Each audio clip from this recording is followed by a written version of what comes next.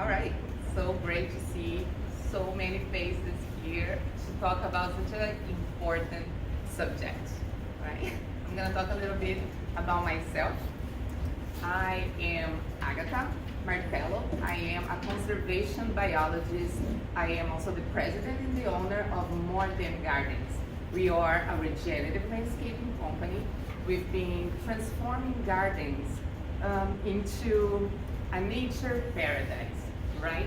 So I'm really happy to see so many people here because this idea of regenerative landscaping really is a game changer for this scenario that we've been facing, right? We've been having so many dreadful news about the environment. We've been so many of us are anxious about these issues, and I'm hoping to give a word of of better news, better practice of hope and empowerment.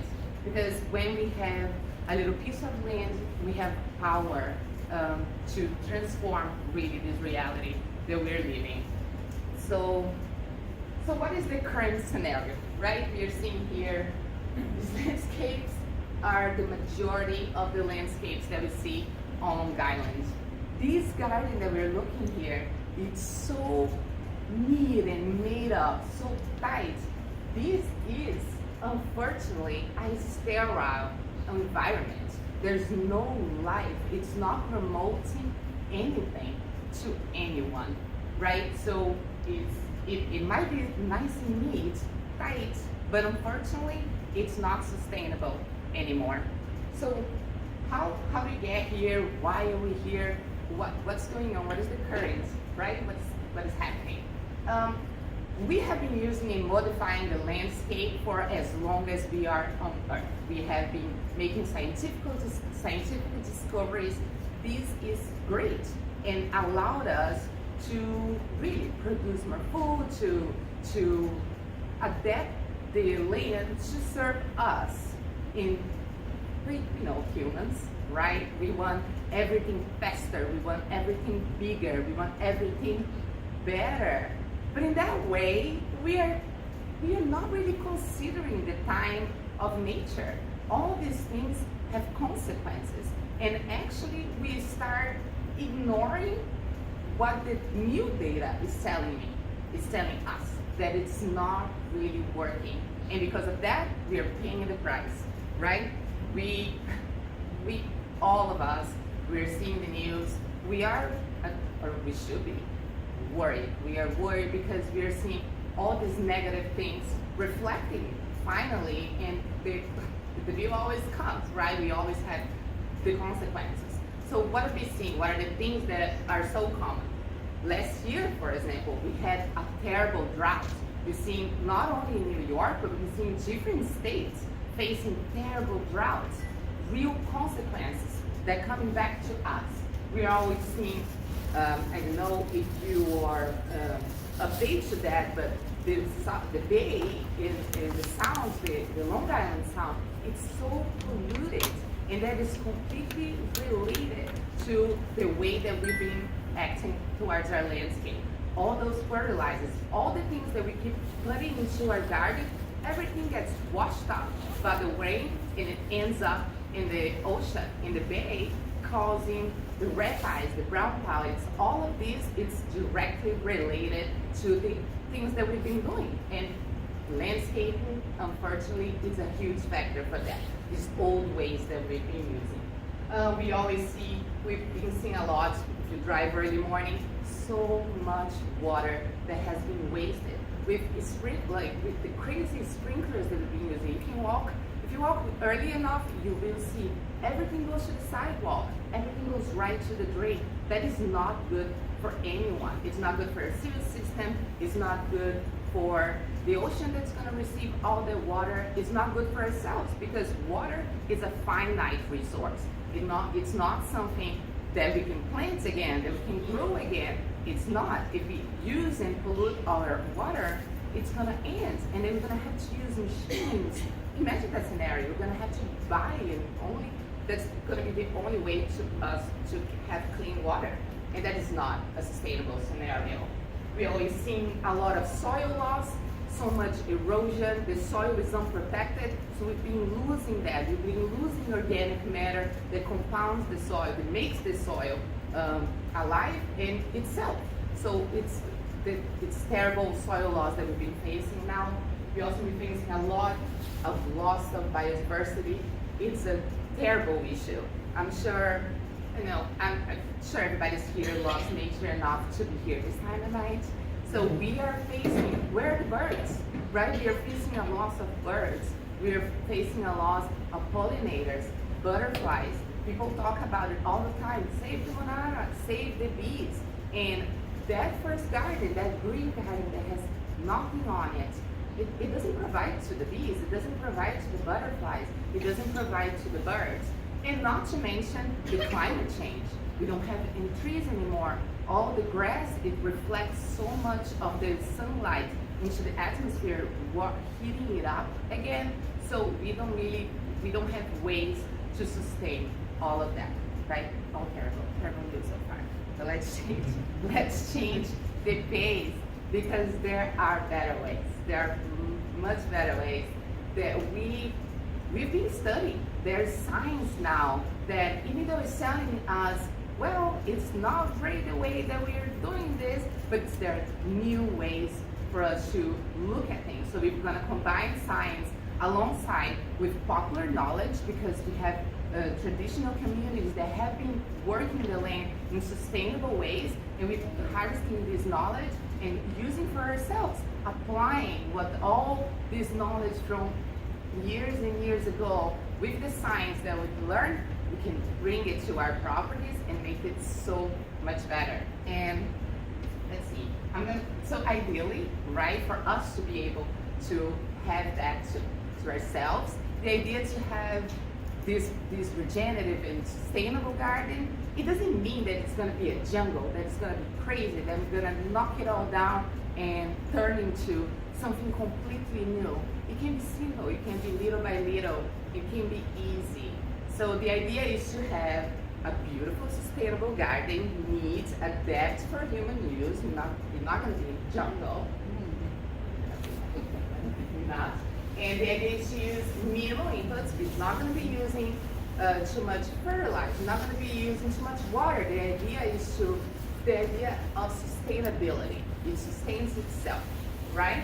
So very important to provide space for the water to be slowed down, the rainwater to be slowed down, to be absorbed by the earth and the spaces that we have, to provide food and habitat to wildlife. In this way, your garden is now a stepping stone in an urban environment. Or what does that mean? It means that the butterfly or the birds are now connected. So my garden connects to your garden, which connects to her garden, and there are stepping stones between the protected areas, for example, national parks and things like that. So the urban environment is not so aggressive to the environment. So this way, if you use this practice, your garden becomes a little oasis in the middle of the desert of the urban environment. And if eventually maybe you connect so many gardens, making pathways, and really the perfect way for us to finally coexist with the nature, which we depend so much on, right? So I'm gonna tell a few simple ways, a few simple changes, things that we can incorporate little by little into our gardens, into our practice. It doesn't have to be, it's not a rocket science, it's simple.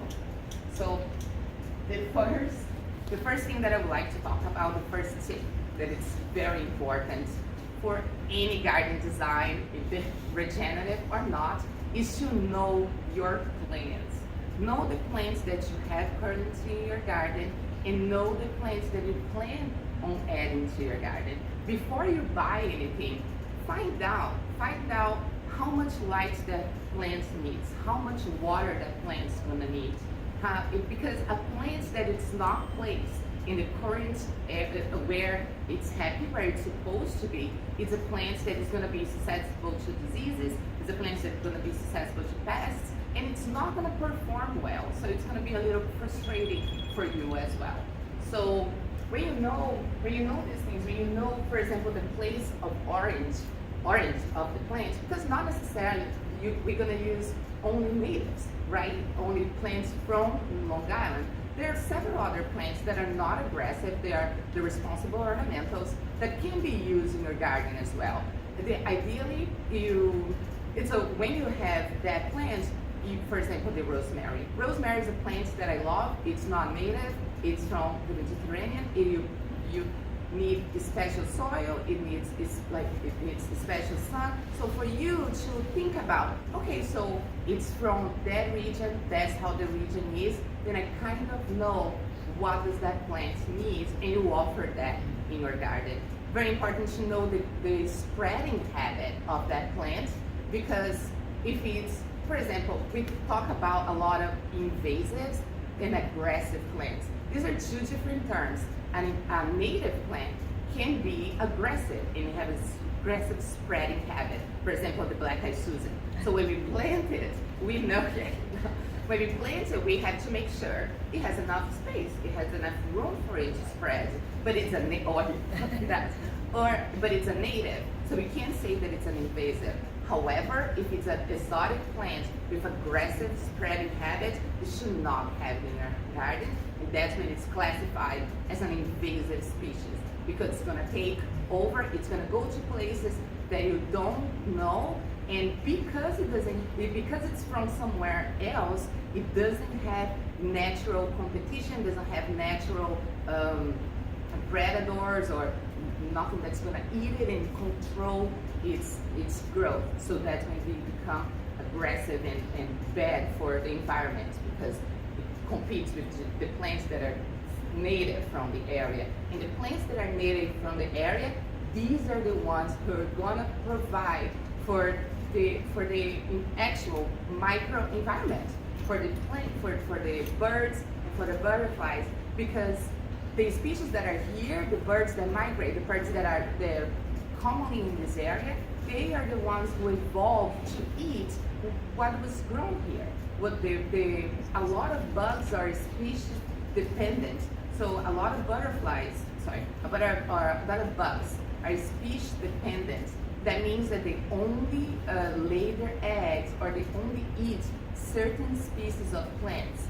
And think about it, if they evolve all these, sometimes hundreds and thousands and millions of years to be here and adapt to eat that specific caterpillar, they grow in that specific plant, that's when, if we take that out of the scenario, they don't have more any food. So that's when the natives come in.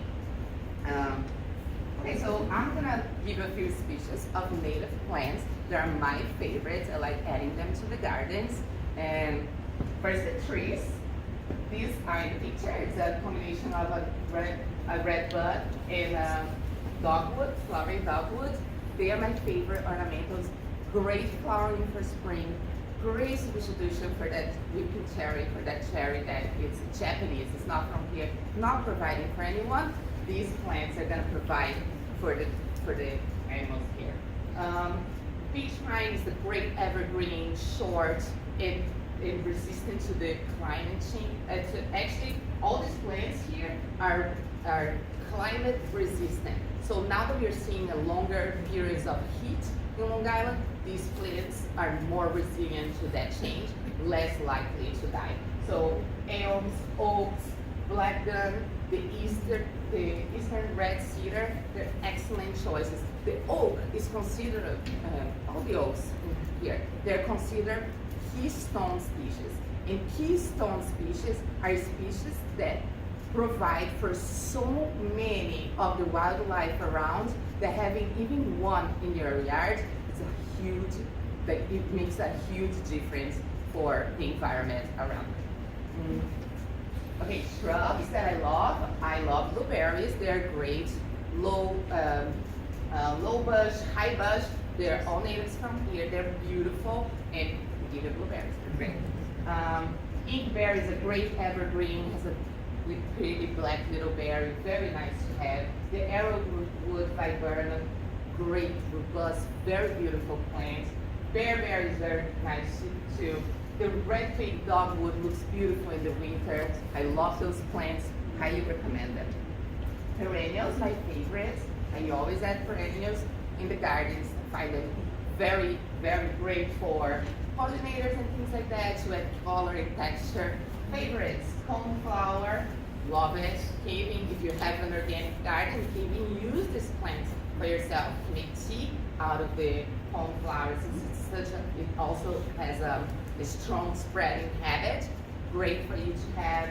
The butterfly milkweed. Actually, the milkweeds are fantastic. Swamp milkweed, common milkweed, fantastic plants native to Long Island, and they provide for the monarch butterfly. That is one of those species that I was talking about that only lay eggs in those specific plants.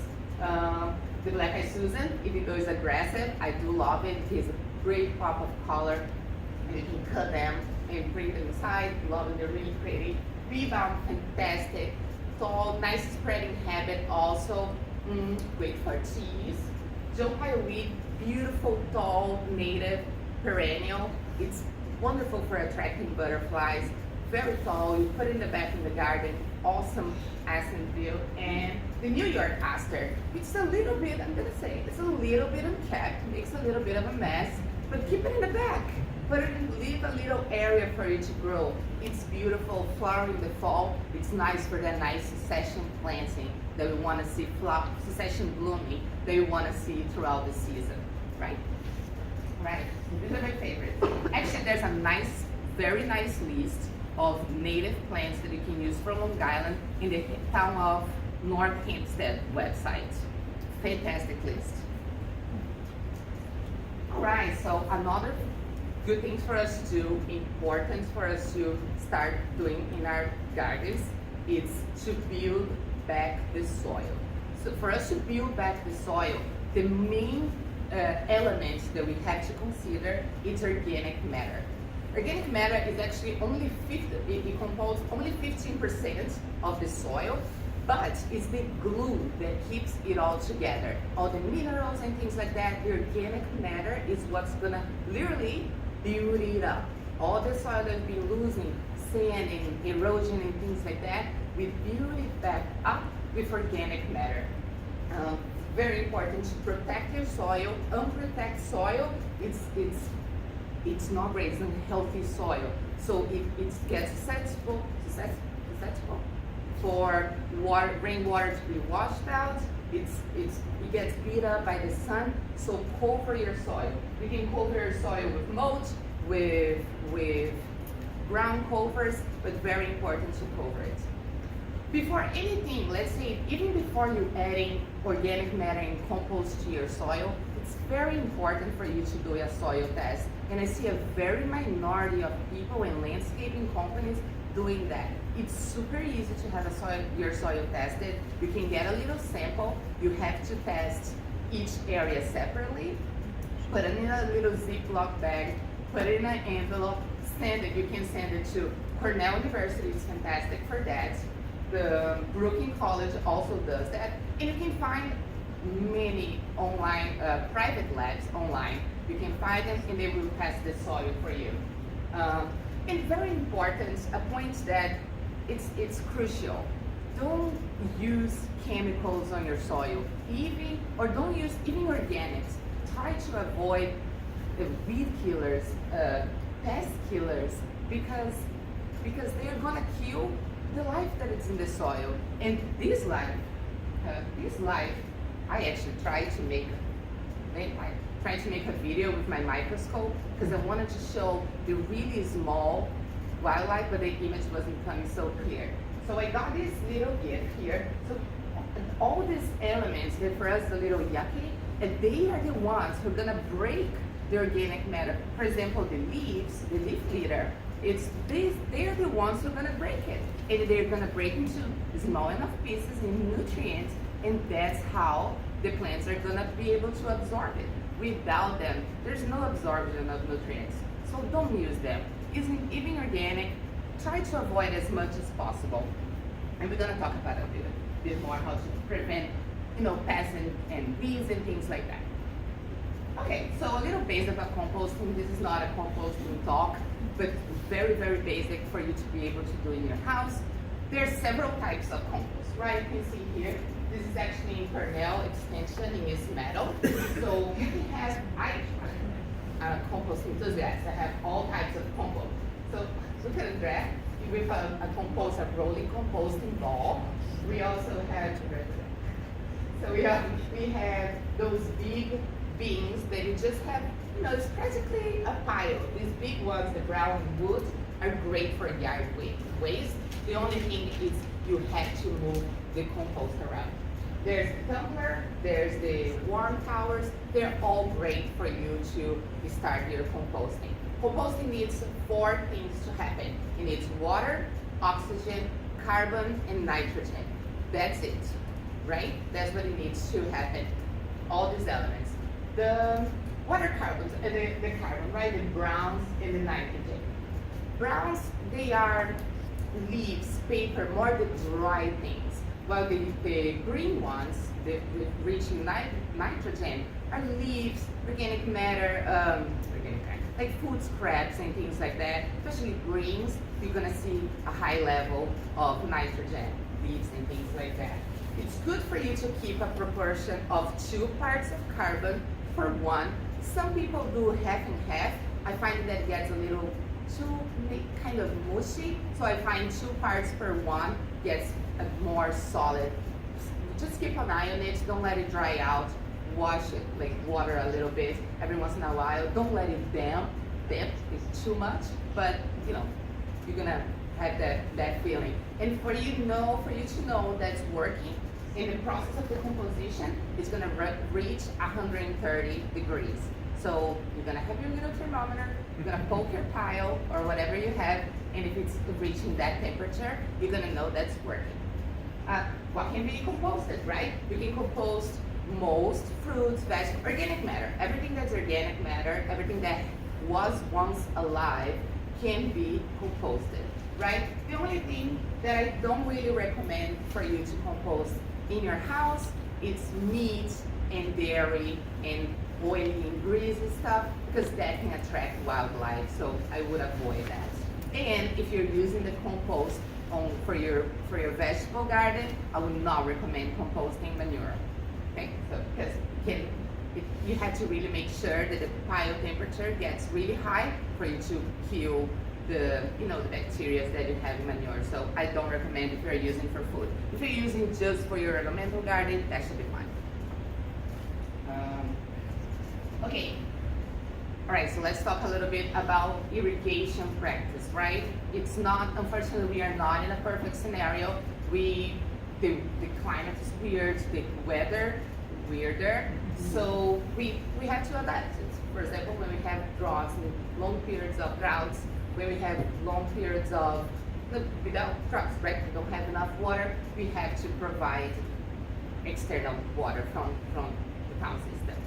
Most important practice above everything, if you don't want to change anything, just do the right routine. Most often I see all the time when I ask, okay, what is the schedule? What is the irrigation routine? Most people turn to me and say, 15 minutes every day. No, that is so bad. It's bad for everyone. You are not watering enough your plant. Think about it. If you're only using 15 minutes, think of the routine of the sprinkler. You are not reaching the deeper layers of the soil. If you don't reach the deeper layers of the soil, the roots are never going to be encouraged to go down.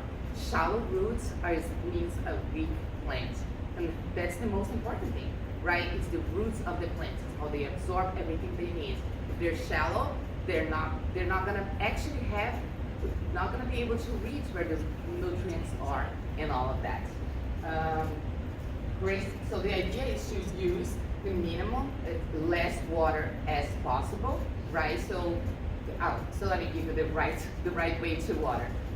The best way for you to water in your sprinkler routine is to, especially if it's not too hot, right? If it's too hot, you might have to adapt that. But let's say May to June, and then, I don't know, maybe September to October, ideally once or twice a week for 45 minutes to 1 hour, depends on how it is. Because then you're really making the water go as deep as possible, and you're encouraging the water, your roots to go down as well, right? So for us not to use too much water, ideally we would use rainwater. If you use plants that are adapted for your climate, not supposed to use so much water, because that's how they adapt to live under the rain cycle that you have in your region. If you are ideally great, if you don't have too much lawn, you will have drip irrigation systems. Drip irrigation delivers water right to the base of your tree. There's no wasting outside on the sidewalk and things like that. You put a right timer and it's going to deliver the water right where it needs. Mulching, very important. If you use a thick layer of mulch, it traps the water, it protects your soil. Your soil is not going to lose water by evaporation, because the soil is not going to be beat up by the sun. In grouping plants of similar needs, right? You're going to group your plants that don't like so much water, for example, rosemary or like a pine. Sometimes it looks like, a little spruce. Plants that don't need too much water, group them together. Plants that need a little bit more water, group them together as well. So you can you can adapt your watering ways for each region of your garden. Okay. Mulching. Let's talk a little bit about mulching. Mulch. A lot of people don't like mulch, but mulch is really good for your garden. Mulch is the cover. It's materials that you use to cover your garden. Ideally, you're going to use organic matter, wood chips, leaves. All of these can be used as mulch. Ideally, the bigger, the better, because the smaller it is, the faster it's going to break. And when the mulch is decomposing, it actually uses nitrogen.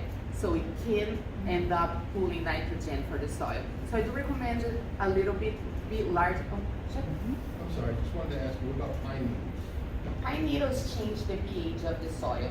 So they lower the pH a little bit.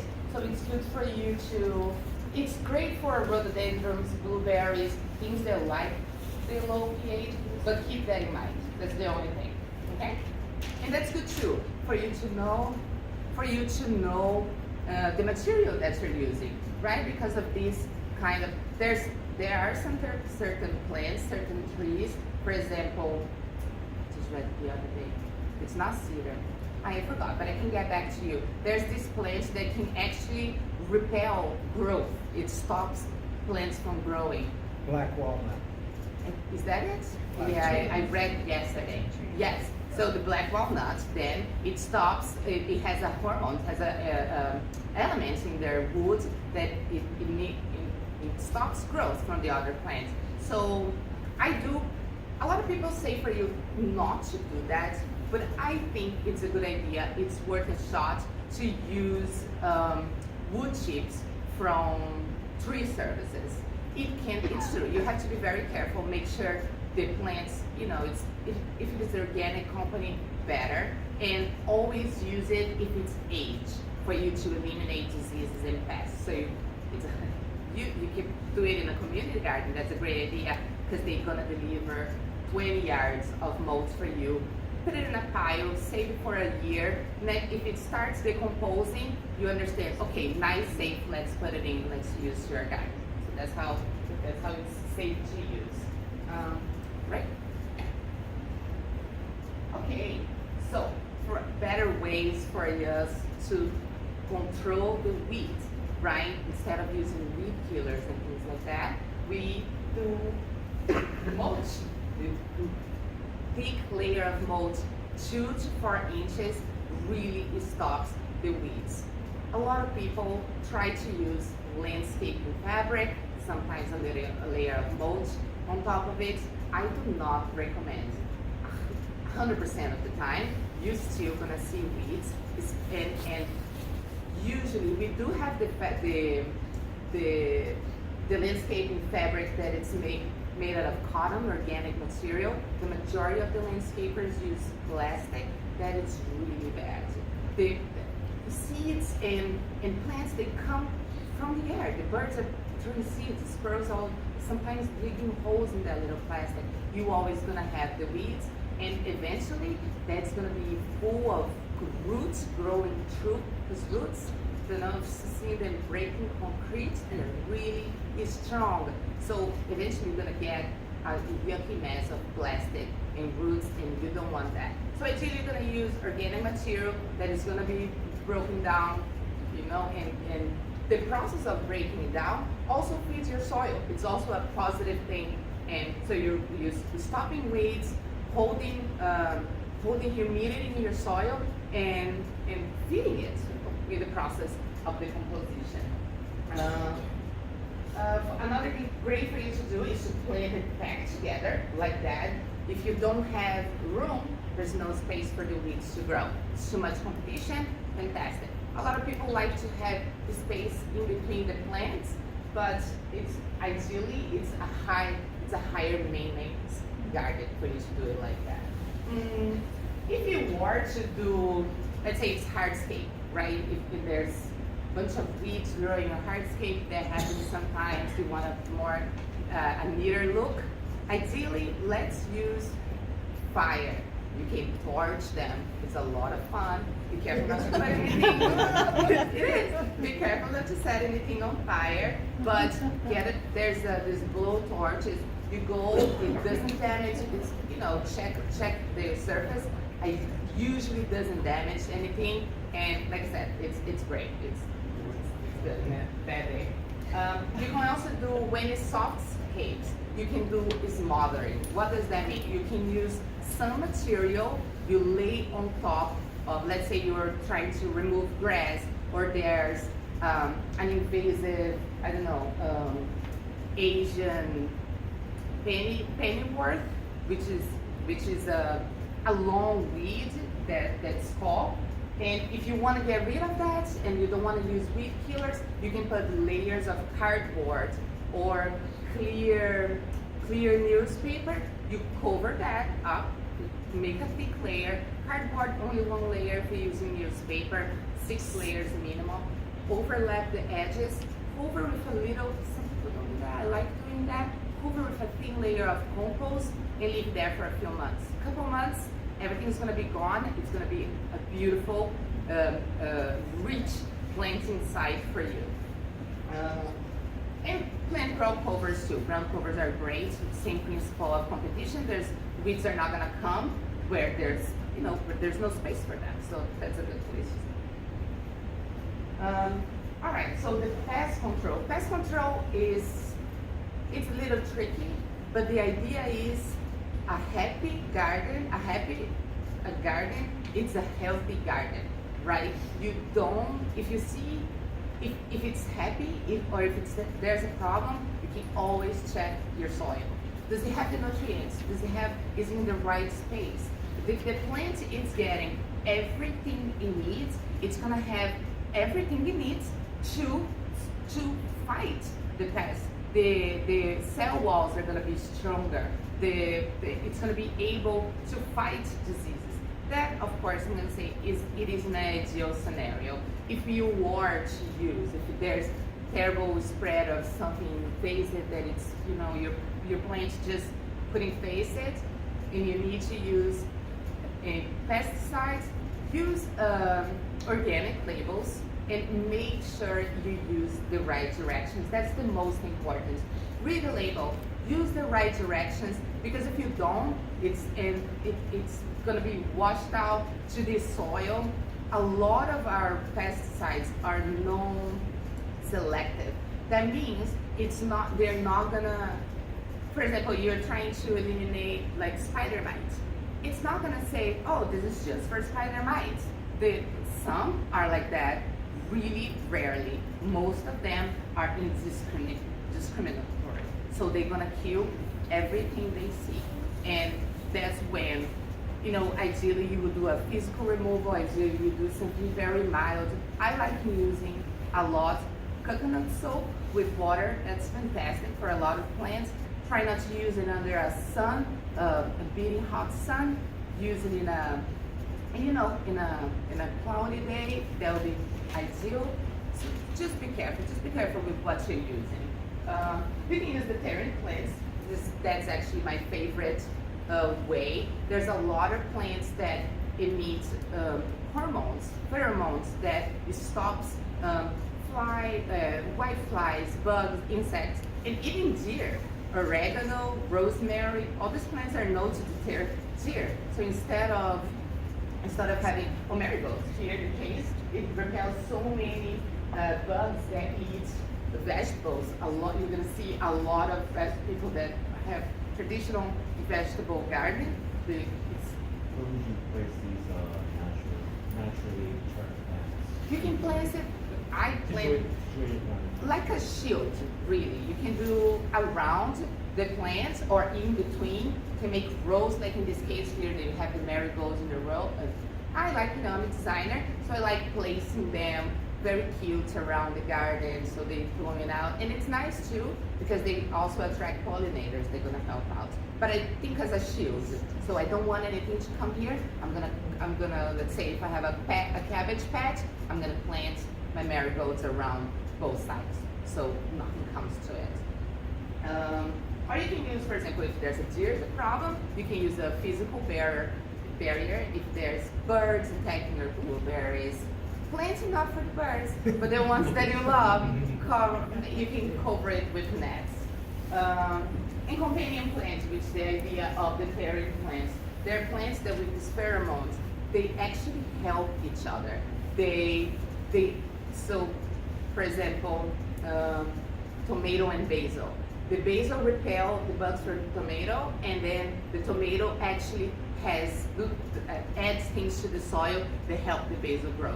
So these kinds of relationships that were harvested throughout, millennia of our nature, we should use all of this in our favor.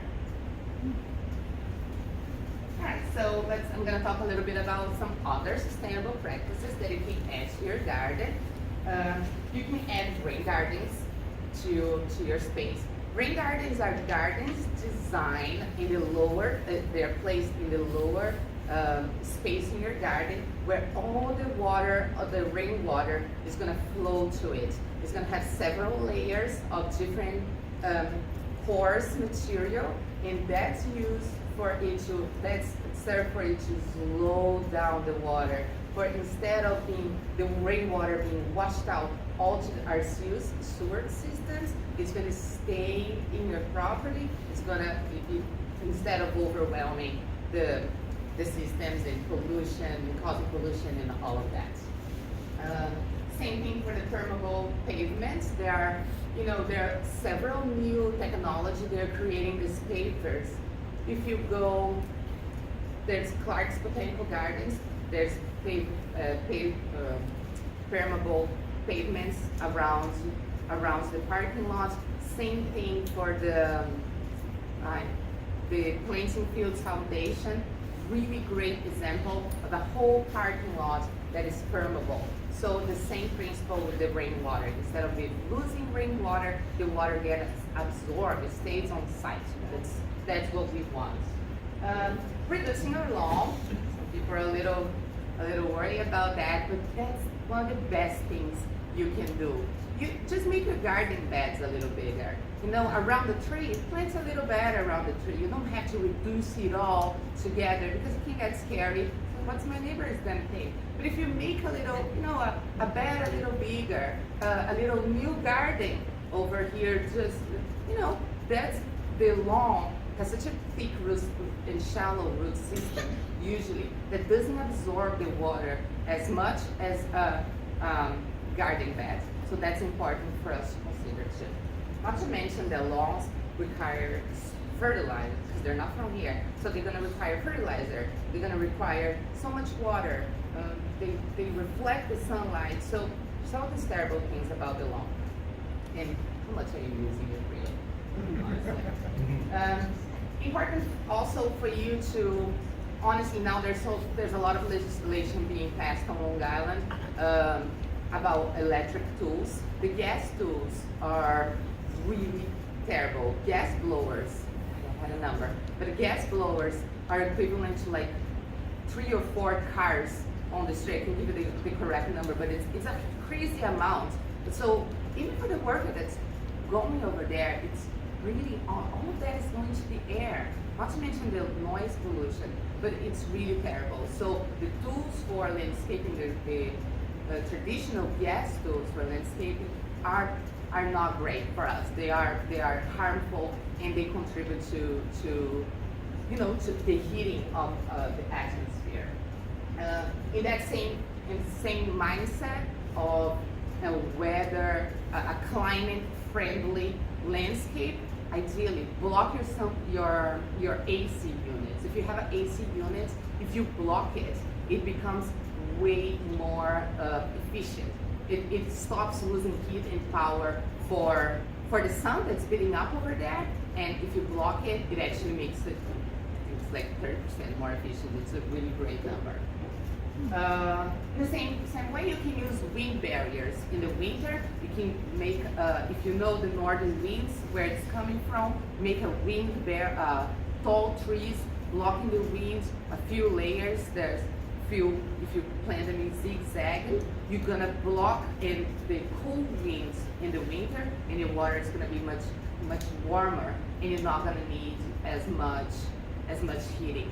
Another thing that's really good, some people are a little scared to plant trees closer to your house, but honestly, the risks are not, if it's a healthy tree, if you're giving everything that it needs, it's not gonna fall in your house. It's not going to. If you plant it the right way, and you having that tree close to your house, providing shade in the sun, especially if it's a deciduous tree, because it gives you provide shade in the summer, so it cools down your house a little bit when it's hot, and the leaves are gonna drop, and in the winter it's gonna be able to receive the light from the sun. So great thing to do. So if all of this is something that you, yes, this is great, this is for me, I would like to get involved, I would like to start doing things like that. Where do I find resources, right? Where do I find plans? Where do I find articles to read? We have fantastic institutions on Long Island that are promoting the regenerative landscaping agenda.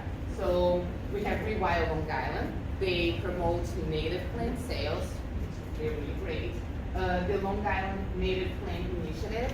It is a non-profit organization that also, it's actually a nursery. They provide little plugs, they're great plants for you to buy. It's not always that they have sales, but they have a few times in the year, and they're a really great resource for us. We have Wild Ones, which is heavily present here, really great.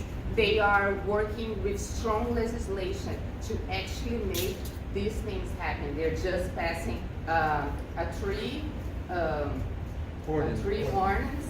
ordinance to the town of Hampstead, and is fantastic. It's so important. So they're fighting for the government actually look at us and say, yes, this is what has to be done. They're also making a lot of events, engaging the community for us to get to the right way, to the space that we have to be. Long Island Invasive Species Management Area, LISMA, it is an institution that monitors the invasive species. So they always send newsletters saying this is the species that we should be looking at, and they promote also invasive cleanups and walks and things like that. It's really great. Also would like to talk about the pollinator pathway. The pollinator pathway is doing an incredible job mapping their native properties, because they want to see how these areas connect to each other. Like what I was saying in the beginning, what is the capacity of being a trampoline, of being, if it's becoming a pathway. So if you go to their website, the website is super simple, it's pollinator-pathway.com. You go there, you add your property to their map, and then you part of these incredible movements. All right, so now it's up to you. The ball is in your court. It depends of the little changes that you want to do. Like I said, you don't have to do a huge thing. You don't have to knock it all down and plant some metal tomorrow. But there are, it would be great, but it would be, but there are little things that start small. It starts today. It starts, tomorrow. But you can do so much. You talk to your landscaper. Talk to him about what about electric tools, or can you make this bed just a little bit bigger? Tiny little things like that. Engage your community. Talk to other people about it. Seriously, ask your landscaper. I'm sure they're going to be open to learn new practices. Or to say, oh, have you heard about regenerative landscaping? Do you do anything like that? You can also get involved with all these communities those institutions that I talked about. Know your neighbor. And it's weird to say that a little bit, even though your neighbor, it might be completely different than you, maybe you might not find any connection, just know it. Sometimes from the things that you are doing, if you make this little connection, if you're starting to do that, you're going to be so surprised how engaging that could be. We literally make change. We can change people's perspectives just by doing our thing. You're doing your garden starts to change a little bit. Your neighbors say hello, you say a little bit of the words, oh, maybe this is why. People are curious, they want to know, especially if you're working in a front yard. Sometimes people feel that your front yard belongs to them too, so they're gonna tell you what to do. So it's good for you to engage. Why are you doing this? Oh, what is that you're doing?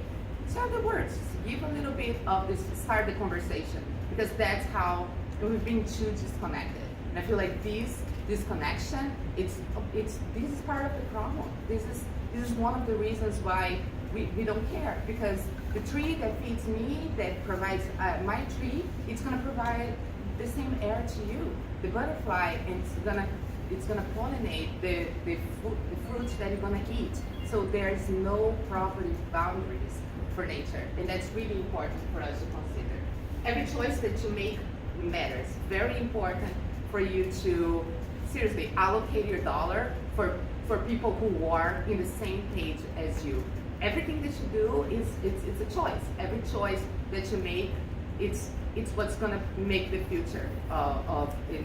It's gonna make a better tomorrow. So think about it too. Since we're in the library, I have excellent books recommendation.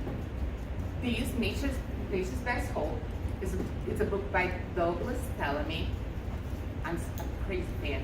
This book, I read it last year, and it was the book of the year for me. It gives so much information about regenerative landscaping. It actually gives you a really good insight of all these things. Like, it's gonna talk with way more depth, talking about all the species of birds. It's gonna give you all the keystone species. It gives you so many resources for you to learn more about this. It's really fantastic. I strongly recommend. Another book that is it's cute. It's from the Brooklyn Botanical Garden. It's the Climate Conscious Gardener. It's fantastic. It gives you several ways for you to make your property net zero or even negative. It gives you resources for your property. Literally, you're gonna have to fight climate change with the property that you have. So, great little books. Strongly recommended. And I'm really happy. I'm really happy to be here. This was fantastic. This is my area of expertise. I love talking about it. If you want to talk to me a little bit more, I'm always open for tea, and you can sit down. We can talk. I hope you can see it, how much I love this, and I'll be happy to share with you and sit down and talk a little bit more about it. You can please follow us on Instagram, Facebook, follow us on social. I'm always open in my email. I'm very responsive with that. Our website, morethan.gardens.com. You can see more of the gardens that we make. An easier way to see our process daily basis. It's on Instagram. So check us out there if you like, and our phone number is always responsible. This QR code is for our newsletter. We have a newsletter. I try to do it weekly, very difficult, but they're there. At least once a month, I'm posting something, and if you wanna, you can scan this QR code, and I can add you to our newsletter list. Okay, and that's it. Thank you. Thank you very much. If you have any questions, shoot me out. Yeah, I have a question. My hydrangea, when do I cut it back? What kind of hydrangea is I have it? no idea. Oh, so it's how My mother gave it to me. how are the branches? They're thinner, or Thin, straight up, the flowers are cone, or they're a ball? ball. A ball. Okay. So the hydrangea, it's probably the microphylla. It's a terrible plant to prove, to be honest. It's how big is it? Something like that. Yeah, the hydrangeas, it's, if you want to cut them all at once, you're gonna sacrifice buds, because they only flower on old buds. So ideally what you do, so you're gonna have, let's say it's like this, you're gonna cut a few branches all the way down, and then you, in the next year, you're gonna put a little more. So only with more flowers. Old buds, they flower only on old buds, but old branches really. So the newer ones are not gonna have flowers. Or if you're willing to, if you want to do all at once, you sacrifice 1 year of growth. Well, I get that. And that's it. So it's done. That's it. Done. No, that was a couple years ago. I decided to let it go by itself. Yeah. and see what Yeah, happens. it's difficult. Unfortunately, they do that. Okay. Okay. Any other questions? Do you recommend mulching vegetable gardens, or what? Yeah, Yeah. it won't change the pH, or like Depends especially on what you're tomato gardens. using. But no, I do recommend it, especially vegetable gardens, because you don't want to, first, especially if it's raised, anything that's raised that's not directly in the soil loses water faster. So the mulch is going to protect that, and it's going to avoid weeds also. So that's really good. I've been using, when I cut the lawn, I use that for most of my vegetables. Great. Yeah, that's good. The only thing is that it's like I said, it decomposes very quickly. It does feed back, but if you have a thick layer, I would do thin layers at a time, so it breaks easier without like robbing nitrogen from the soil. Back to the pine. So we have pine trees, so we end up with a lot. At what point should we be, so what we do is we just